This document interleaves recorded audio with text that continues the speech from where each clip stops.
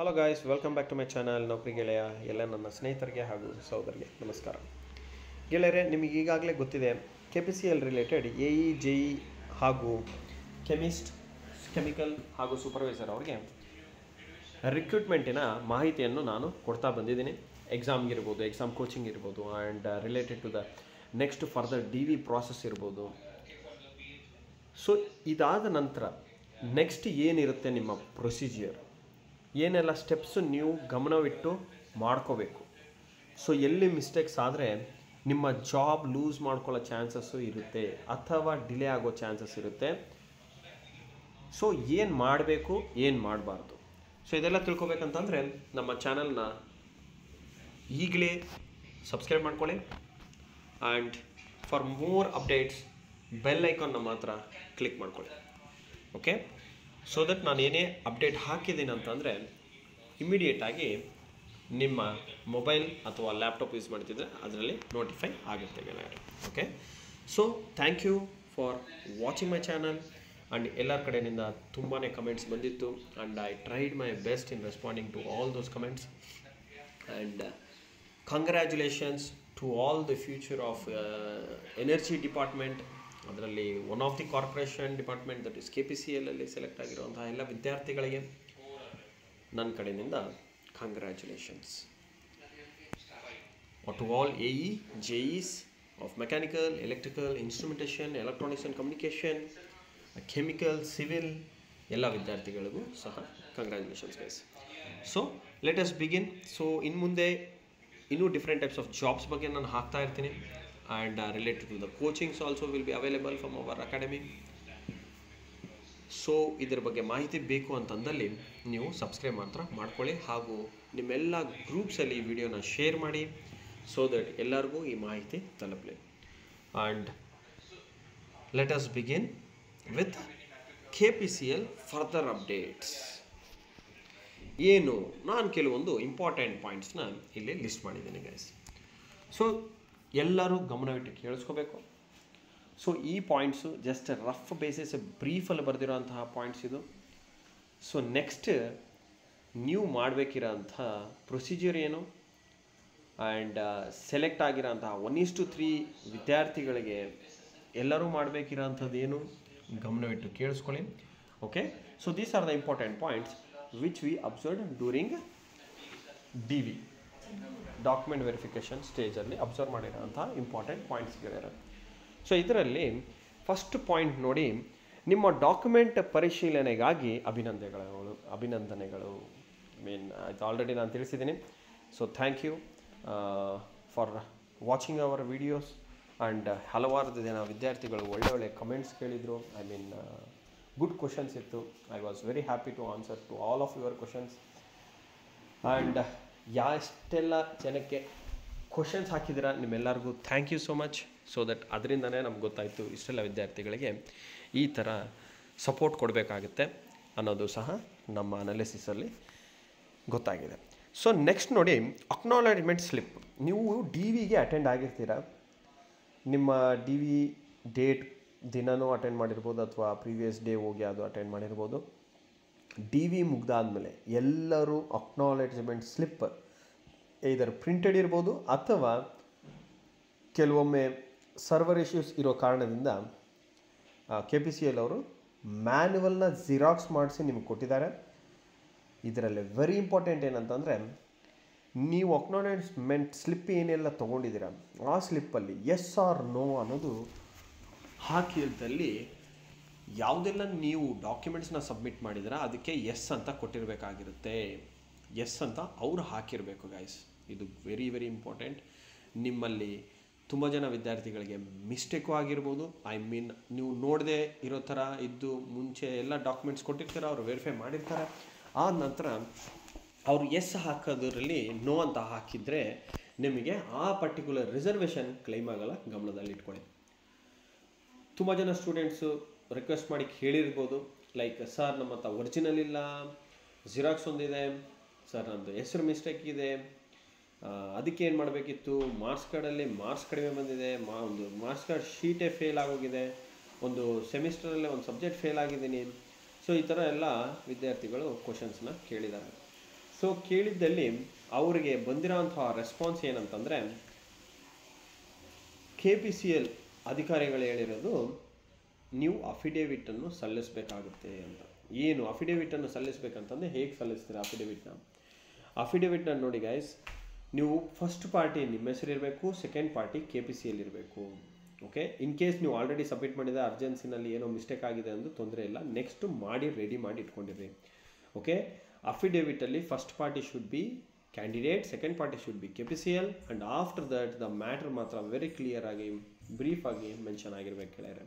Okay, ಹೆಸರಲ್ಲಿ ತಿದ್ದುಪಡಿ ಇರ್ಬೋದು ಅಥವಾ ಎಲ್ಲೆಲ್ಲಿ ನೋ ಅಂತ ಹಾಕಿದ್ದಾರೆ ಅದು ವೆರಿ ಇಂಪಾರ್ಟೆಂಟ್. ನಿಮ್ಮ ಹತ್ರ ಡಾಕ್ಯುಮೆಂಟ್ ಇದೆ, ನೋ ಹಾಕಿದ್ದಾರೆ ಅಂತಂದರೆ ಈಗ ಏನು ಚೇಂಜ್ ಮಾಡೋಕ್ಕೆ ಬರೋಲ್ಲ, ನೆನ್ಪಿಟ್ಕೊಳ್ಳಿ. ಯಾಕಂದರೆ ಅದು ಸಿಸ್ಟಮಲ್ಲಿ once entered you cannot rectify after the DV process is done. Okay, DV process ಆದ ನಂತರ ನೀವು ಮತ್ತೆ ಪುನಃ ಹೋಗ್ಬಿಟ್ಟು ಕೇಳೋ ಥರ ಇರಲ್ಲ. ಸೊ ಅದಕ್ಕಾಗಿಯೇ ನೀವು ಎಲ್ಲ ಮುಂಚೆನೇ ಅವರು ಕೊಡಬೇಕಾಗಿದ್ದ ದಿನವೇ ನೀವು ಎಲ್ಲನೂ ವೆರಿಫೈ ಮಾಡಿದ್ದೀರಿ ಅಂತ ತಿಳ್ಕೊತಾ ಇದ್ದೀನಿ. ಸೊ ಅದ್ರ ಬಗ್ಗೆ no need to discuss again. But ಅಫಿಡೇವಿಟಲ್ಲಿ ತುಂಬ ಜನ ವಿದ್ಯಾರ್ಥಿಗಳಿಗೆ ಕಮೆಂಟ್ ಬರ್ಕೊಂಡಿರ್ತಾರೆ, ರಿಮಾರ್ಕ್ಸಲ್ಲಿ ಕಮೆಂಟ್ ಬರ್ಕೊಂಡಿರ್ತಾರೆ, ಬಟ್ ನಿಮಗೆ ಕೊಟ್ಟಿರೋಂಥ ಅಪ್ಲಾಯ್ಮೆಂಟ್ ಸ್ಲಿಪ್ಪಲ್ಲಿ ಆ ಕಮೆಂಟ್ಸ್ ಇಲ್ಲದೇ ಇರ್ಬೋದು. ಸೊ ಕಮೆಂಟ್ಸ್ ಆಲ್ಮೋಸ್ಟ್ ಎಲ್ಲರಿಗೂ ಬರೆದಿದ್ದಾರೆ ಅಂತ ನಾನು ಕೇಳ್ಪಟ್ಟಿದ್ದೀನಿ. ಸೊ ಕಮೆಂಟ್ಸಲ್ಲಿ 371J ಹೈದರಾಬಾದ್ ಕರ್ನಾಟಕ ಕೋಟಾ ಇರೋರಿಗೆ ಅನುಬಂಧ C ಕೊಟ್ಟಿಲ್ಲ, B ಕೊಟ್ಟಿಲ್ಲ ಅಂತೇಳಿ ಅಲ್ಲಿ ಬರೆದಿದ್ದಾರೆ. ಸೊ ಅದ್ರದ್ದು ಏನು ಚಿಂತೆ ಮಾಡಬೇಡಿ. ಮೈನ್ HK ರಿಸರ್ವೇಷನ್ ಸರ್ಟಿಫಿಕೇಟ್ ಕೊಟ್ಟಿರಬೇಕು, ಅದು very important. Old reservation certificate ಕೊಟ್ಟಿರಬೇಕು, ಅದು very important. And caste income certificate ಅಂತ ಬಂದಾಗ 2013 ಇರ್ಬೋದು, ಆ ನೋಟಿಫಿಕೇಷನ್ ಟೈಮಲ್ಲಿ ಕೊಟ್ಟಿರೋಂತಹ ಕ್ಯಾಸ್ಟ್ ಇನ್ಕಮ್ ಸರ್ಟಿಫಿಕೇಟ್ ನೀವು ಪ್ರೊಡ್ಯೂಸ್ ಮಾಡಿರಬೇಕು. ಅದರಲ್ಲಿ ಸಹ ಎಸ್ ಅಂತ ಇರಬೇಕು. ರೂರಲ್ ರಿಸರ್ವೇಷನ್ಸ್ ಇದ್ದರು, ಸೊ ರೂರಲ್ ರಿಸರ್ವೇಷನ್ಸು ಹಾಗೂ ಕನ್ನಡ ಮೀಡಿಯಮ್ ರಿಸರ್ವೇಷನ್ ಇರ್ಬೋದು, PWD ಇರ್ಬೋದು, ಆ್ಯಂಡ್ ಇನ್ನು ಎಕ್ಸ್ ಸರ್ವಿಸ್ ಮ್ಯಾನ್ ಕ್ಯಾಟಗಿರಿ ಇರ್ಬೋದು. ಸೊ ಈ ಎಲ್ಲ ವಿದ್ಯಾರ್ಥಿಗಳದ್ದು ರಿಸರ್ವೇಷನ್ಸಲ್ಲಿ ಏನಾದರೂ ಮಿಸ್ಟೇಕ್ಸ್ ಇದ್ದಲ್ಲಿ ನೀವು ಅಫಿಡೇವಿಟ್ನ ಮ್ಯಾಂಡೇಟರಿಯಾಗಿ ಸಬ್ಮಿಟ್ ಮಾಡಿಬಿಡಿ. ಇಲ್ಲ ರೆಡಿ ಮಾಡಿ ಇಟ್ಕೊಳ್ಳಿ, ಕೇಳಿದಾಗ ಕೊಟ್ಬಿಡಿ. ಇಲ್ಲ ರೆಡಿ ಮಾಡಿ ಇಟ್ಕೊಂಡಿದ್ದೀರಾ ಅಂತಂದರೆ ಇಮಿಡಿಯೇಟಾಗಿ ನೆಕ್ಸ್ಟ್ ಡೇನೋ ಇಲ್ಲ ನೆಕ್ಸ್ಟ್ ವೀಕೋ ಅದಾದ ನಂತರ ನೆಕ್ಸ್ಟ್ ವೀಕೋ ಹೋಗಿ KPCL ಭವನ ನೋಡಿದಿರಲ್ಲ, ಆ ಭವನ ಎಲ್ಲಿ ವೆರಿಫಿಕೇಷನ್ ನಡೆದರೆ ಅದರ ಆಪೋಸಿಟಲ್ಲಿ, ಎಕ್ಸಾಕ್ಟ್ ಆಪೋಸಿಟಲ್ಲಿ ನಿಮ್ಮ government Chalaram college for commerce and management ಏನಿದೆ ಅದರ ಆಪೋಸಿಟಲ್ಲೇ ಭವನ ಇದೆ, ಶಕ್ತಿ ಭವನ್ ಅಂತ ಹೇಳ್ಬಿಟ್ಟು ಆ ಶಕ್ತಿ ಭವನ್ಗೆ ಹೋಗಿ ನೀವು ನಿಮ್ಮ ಡಾಕ್ಯುಮೆಂಟ್ನ ಪ್ರೊಡ್ಯೂಸ್ ಮಾಡಬೇಕಾಗಿರುತ್ತೆ ಗೈಸ್. ಓಕೆ, ಅದು ಒಂದು. ಇದಾದ ನಂತರ ನೆಕ್ಸ್ಟ್ ನೀವು ಸಬ್ಮಿಟ್ ಮಾಡಬೇಕಿರೋದು ಏನಂತಂದರೆ affidavit from court immediately to KPCL Bhavan, ಅದು ಶಕ್ತಿ ಭವನ್ ಅಂತ ಹೇಳ್ಬಿಟ್ಟು ರೇಸ್ ಕೋರ್ಸ್ ರೋಡಲ್ಲಿ ಹೋಗಿ ಸಬ್ಮಿಟ್ ಮಾಡಿ. ಏನೇ ತಿದ್ದುಪಡಿಗಳು ಇದ್ದರೂ ಸಹ ಕೊಡಬೇಕಾಗುತ್ತೆ. ಓಕೆ, ಅದಾದ ನಂತರ ಮುಂದಿನ ಹಂತಗಳ ಅಂತಿಮ ಆಯ್ಕೆ ಪಟ್ಟಿ, ಫೈನಲ್ ಸೆಲೆಕ್ಷನ್ ಲಿಸ್ಟ್. ಇದು ಈಗ ನೀವು ಕೊಟ್ಟಿರೋಂತಹ DV ಎಲ್ಲ ಮುಗಿದಿದ್ದಾದ ನಂತರ ಅವರು ನಿಮಗೆ ಒಂದು ಫೈನಲ್ ಸೆಲೆಕ್ಷನ್ ಲಿಸ್ಟನ್ನು ಕೊಡ್ತಾರೆ ಗೈಸ್. ಓಕೆ, ಆ ಫೈನಲ್ ಸೆಲೆಕ್ಷನ್ ಲಿಸ್ಟು ಅಲ್ಲಿ ನಿಮ್ಮ ಹೆಸರು ಬಂದಿದ್ದಲ್ಲಿ ಮಾತ್ರನೇ ನೀವು ಸೆಲೆಕ್ಟ್ ಆಗಿದ್ದೀರಂತ ಅರ್ಥ. 1:3 ಕರೆದಿರ್ಬೋದು, ಸರ್ ನಾನು ಸೆಕೆಂಡಲ್ಲಿದ್ದೆ, ಥರ್ಡಲ್ಲಿದ್ದೆ, ನಂದು ಸೆಲೆಕ್ಟ್ ಆಗಿದೆ, ಓಕೆ ವೆರಿ ಗುಡ್, ಸೆಲೆಕ್ಟ್ ಆಗಿದೆ ಅಂತಂದೇನು ಆ ರಿಸರ್ವೇಷನಲ್ಲಿ ಮೇಲಿರೋದು ಡಾಕ್ಯುಮೆಂಟ್ ಕರೆಕ್ಟ್ ಇರಲಿಲ್ಲ ಅಂತ ಅರ್ಥ. ಕೊಟ್ಟಿರೋ ಮಾಹಿತಿ ಒಂದು, ಸಬ್ಮಿಟ್ ಮಾಡಿರೋದು ಇನ್ನೊಂದಿದ್ದಾಗ such type of candidates reservation will be cancelled and post will not be selected. Very clear message ಇದು ಫ್ರಮ್ ದ KPCL. ಸೊ ಇದಾದ ನಂತರ ಇಫ್ ನೀಡೆಡ್ ಸಿಂಧುತ್ವ ಪ್ರಾಸೆಸ್, ಮೀಸಲಾತಿ ಹಕ್ಕು ಆಕಾಂಕ್ಷಿಗಳಿಗೆ ಸಿಂಧುತ್ವ ಅನ್ವಯಿಸಿದರೆ ಅವರು ಸಿಂಧುತ್ವ ಪ್ರಾಸೆಸ್ನ ಮಾಡಿಕೊಡ್ಬೇಕಾಗುತ್ತೆ. ಇನ್ ಕೇಸ್ ಇದು KPCL ಅವರು ರಿಕ್ವೆಸ್ಟ್ ಮಾಡಿದ್ರೆ ಮಾಡಬೇಕಾಗುತ್ತೆ. ಸೊ ಇದೆಲ್ಲ ಅಷ್ಟು ಬೇಗ ಮುಗಿಯಲ್ಲ, ಇನ್ನು ಫೈನಲ್ ಸೆಲೆಕ್ಷನ್ ಲಿಸ್ಟ್ ಬರಬೇಕು. ಫೈನಲ್ ಸೆಲೆಕ್ಷನ್ ಲಿಸ್ಟ್ ಬಂದಾದ ನಂತರ ನೆಕ್ಸ್ಟ್ ನಿಮಗೆ ಸಿಂಧುತ್ವ ಪ್ರಾಸೆಸ್ ಡಿಮ್ಯಾಂಡ್ ಮಾಡಿದರೆ ರಿಸರ್ವೇಷನ್ ಕ್ಯಾಂಡಿಡೇಟ್ಸ್ ಮಾಡಿಕೊಡ್ಬೇಕಾಗುತ್ತೆ. ಜನರಲ್ ಮೆರಿಟ್ ಕ್ಯಾಂಡಿಡೇಟ್ಸು ಸೆಲೆಕ್ಟ್ ಆಗಿದ್ದಲ್ಲಿ GMs ಅಂತ ಸೆಲೆಕ್ಟ್ ಆಗಿದ್ದಲ್ಲಿ ಅವ್ರದ್ದು ಪೊಲೀಸ್ ವೆರಿಫಿಕೇಷನ್ ಮಾತ್ರ ಇರುತ್ತೆ ಆ್ಯಂಡ್ ಮಾರ್ಕ್ಸ್ ಕಾರ್ಡ್ ಅವರೇ ಎಲ್ಲ ವೆರಿಫಿಕೇಷನ್ ಮಾಡ್ಕೋತಾರೆ. ಇನ್ನು ಬೇಗ ಮಾಡಿ ಮುಗಿಸ್ಬೇಕಂದ್ರೆ ನೀವೇ ಹೋಗಿ ನಿಮ್ಮ ಖುದ್ದು ಮಾರ್ಕ್ಸ್ ಕಾರ್ಡ್ಸ್ನ ತೊಗೊಂಡೋಗಿ ಒಂದು ಸೆಟ್ ಆಫ್ ಜಿರಾಕ್ಸ್ನ ತೊಗೊಂಡೋಗಿ ಆ particular department, I mean DT diploma ಮೇಲೆ ಸೆಲೆಕ್ಟ್ ಆಗಿದೆ DT ಬೋರ್ಡ್ ಕೊಡಬೇಕು, ಇಂಜಿನಿಯರಿಂಗ್ ಮೇಲೆ ಸೆಲೆಕ್ಟ್ ಆಗಿದೆ VTUಗೆ ಕೊಡಿ, ನಿಮ್ಮ ಯೂನಿವರ್ಸಿಟಿ ಯಾವ್ದು ಬರುತ್ತೆ ಅಲ್ಲಿ ಹೋಗಿ ಕೊಟ್ಟು ವೆರಿಫಿಕೇಷನ್ ಮಾಡಿಸ್ಬೇಕಾಗುತ್ತೆ. Okay, this is one important point. ಅದು ಜನರಲ್ ಮೆರಿಟ್ ಅವ್ರಿಗೆ. ಅದರ್ ರಿಸರ್ವೇಷನ್ ಕ್ಯಾಂಡಿಡೇಟ್ಸು ನೀವು ನಿಮ್ಮ ತಹಶೀಲ್ದಾರ್ ಆಫೀಸಲ್ಲಿ ಇರೋಂತಹ FDAನೋ SDAನೋ ಅವ್ರ ಹತ್ರ ನೀವು ನಿಮ್ಮ ವೇರಿಫಿಕೇಷನನ್ನು ಮಾಡಬೇಕಾಗುತ್ತೆ. ಅದಕ್ಕೆ ಅವ್ರಿಗೋಗಿ ಪ್ರೊಸೀಜರ್ನ ಕೇಳ್ಕೊಳ್ಳಿ. ಹೈದರಾಬಾದ್ ಕರ್ನಾಟಕ ಮೇಲೆ ಸೆಲೆಕ್ಟ್ ಆಗಿದ್ರೆ ಹೈದರಾಬಾದ್ ಕರ್ನಾಟಕ ವೆರಿಫಿಕೇಷನ್ ಹೇಗೆ ಮಾಡಬೇಕು ಅದೆಲ್ಲ ಕೇಳ್ಕೊಳ್ಳಿ.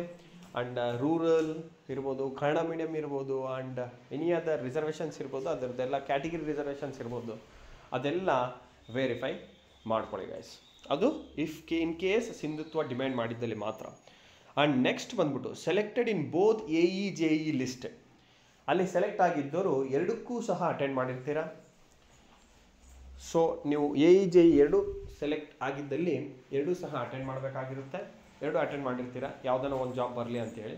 AE ಬಂದಿಲ್ಲ ಅಂದರೆ JE ಆಗಲಿ, JE ಆಗಿಲ್ಲ ಅಂದರೆ AE ಆಗಲಿ ಅಂತೇಳಿ. ಸೊ ಹೀಗಿದ್ದಲ್ಲಿ ನೀವೇನು ಮಾಡ್ತೀರಾ, ನೀವು ಯಾವುದಾದ್ರೂ ಒಂದು ಪೋಸ್ಟ್ನ ಆಯ್ಕೆ ಮಾಡ್ಕೋಬೇಕಾಗುತ್ತೆ.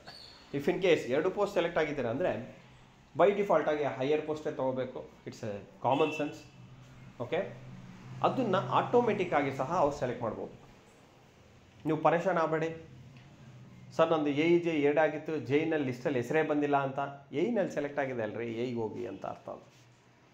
ಓಕೆ, JEನ ಬೇರೆಯವ್ರಿಗೆ ಕೊಟ್ಟಿರ್ತಾರೆ. Okay, that is one important point.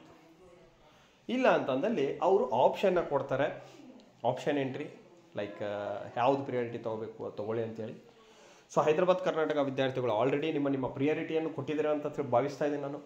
ಯಾಕಂದರೆ HK ಆ್ಯಂಡ್ ನಾನ್ HK ನೀವು ಹೈದರಾಬಾದ್ ಕರ್ನಾಟಕ ವಿದ್ಯಾರ್ಥಿಗಳಾಗಿದ್ದು HK ಆ್ಯಂಡ್ ನಾನ್ HK ಎರಡರಲ್ಲಿ ಅಪ್ಲಿಕೇಶನ್ ಹಾಕಿದ್ದೀರ ಅಂತಂದರೆ ಯಾವ ಕಡೆ ನೀವು ಸೆಲೆಕ್ಟ್ ಆಗಬೇಕಂತ ಇಚ್ಛಿಸ್ತಾ ಇದ್ದೀರಾ ಅಂತ ಹೇಳ್ಬಿಟ್ಟು ನಿಮ್ಮ ಪ್ರಿಯಾರಿಟಿ ಅನ್ನು ಆಲ್ರೆಡಿ ತೊಗೊಂಡಿದ್ದಾರೆ, ನೀವು ಕೊಟ್ಟಿದ್ದೀರಾ ಅಂತಲೇ ನಾನು ಭಾವಿಸ್ತಾ ಇದ್ದೀನಿ.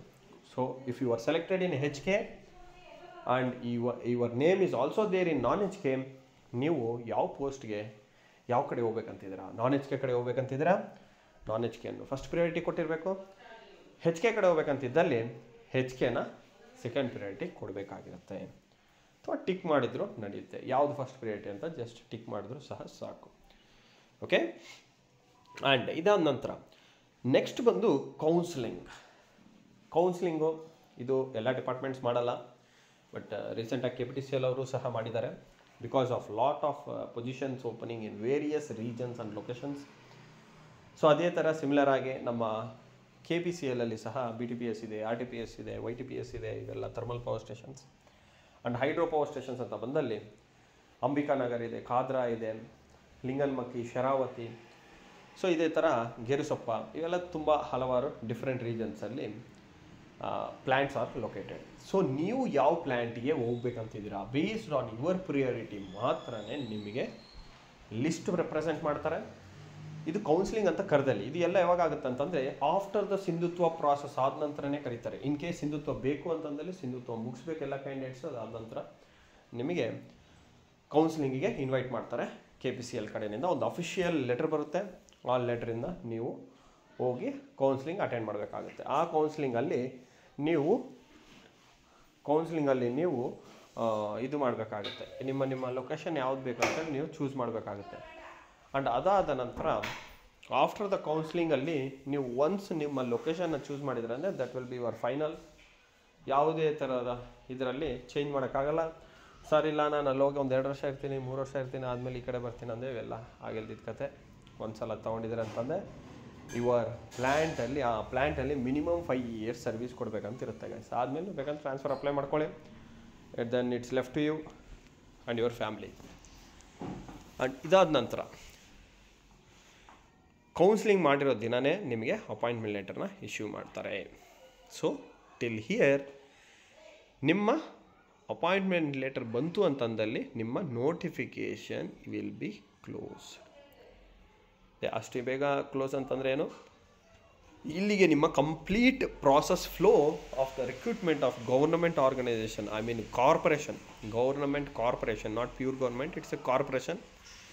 ಕಾರ್ಪೊರೇಷನಲ್ಲಿ ನಿಮ್ಮ ಅಪಾಯಿಂಟ್ಮೆಂಟ್ ಲೆಟರ್ ರಿಸೀವ್ ಮಾಡಿದ ಮೇಲೆ ನೀವು ಅವ್ರು ಕೊಟ್ಟಿರೋಂತಹ ಡೇಟ್ ಒಳಗಡೆ ಹೋಗಿ ರಿಪೋರ್ಟ್ ಮಾಡಬೇಕು after the medical examination if demanded by the KPCL.